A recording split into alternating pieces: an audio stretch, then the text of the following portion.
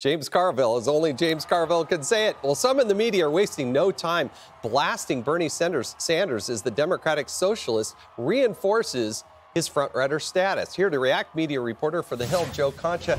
Joe, you watch this stuff for a living. What's your take on it so far? Oh, boy. Yesterday was like my Super Bowl as far as some of the reactions there. Chris Matthews, he's the most senior personality at MSNBC, actually compared Bernie Sanders winning to the rise of the Third Reich. In other words, the Jewish presidential candidate whose family was wiped out in the Holocaust, he's comparing to the Nazis taking Paris in 1940. Let me go through a couple, actually. Nicole Wallace used to be a Republican, or I guess still is on some level, was communications director for Bush, right? She says, Bernie hasn't been vetted by either the press or the other candidates. If only someone gave her a show for an hour on national TV 5 times a week. She also says the press does not have as much power as they had when I was young. Boy, that's true. The Hill back in 2016, Jason, we did a compilation of 59 newspapers and who they were endorsing right before that election. 57 for Hillary Clinton, 2 for Donald Trump. What did that get Hillary Clinton? A concession speech and a set of steak knives. The impact of media and people being told what to think and who to vote for does not have remotely the impact or influence like it used to even 20, 30 years ago. But how can the media complain? I mean, they kind of missed this whole story. I mean, it hasn't. Bernie Sanders is leading and leading strongly. Yeah. And you have some others that are not even close.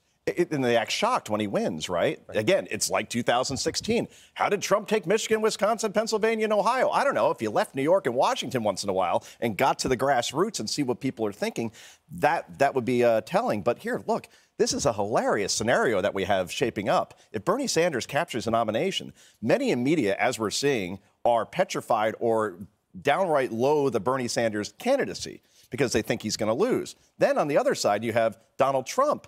And they don't like him either. And the press is very good at picking a side. Who are they going to pick here? And more importantly, they go after Sanders, his supporters. Just like Donald Trump in 2016, the deplorables. Don't go after people's supporters. Really quickly, we've only got about 20 seconds or so. What is the Bloomberg factor and the hundreds of millions of dollars that he's throwing into advertising? $400 million in advertising, 10 times more than Bernie Sanders. But you know what? He bought a paper straw to a gunfight at that debate last week. Unless he debates better, you can only buy so many ads and have a perfectly packaged candidate. He has to prove that he can take the lumps, fight back, and have a message that resonates with the American people. I'm not sure he has that right now. Well, and I think he's going to have a tough time Tuesday with a debate that is sponsored by the Congressional Black Caucus. And having that debate on the heels of what he said about stop and frisk and others, I think he's going to have a hard time. He's insulted farmers, blacks, Latinos, women, seniors. The only 2 Other categories than that, he's left. doing great. Yeah. Cast are frozen. They like his money is what they like. Joe, thank you so much. Thank you, Jason.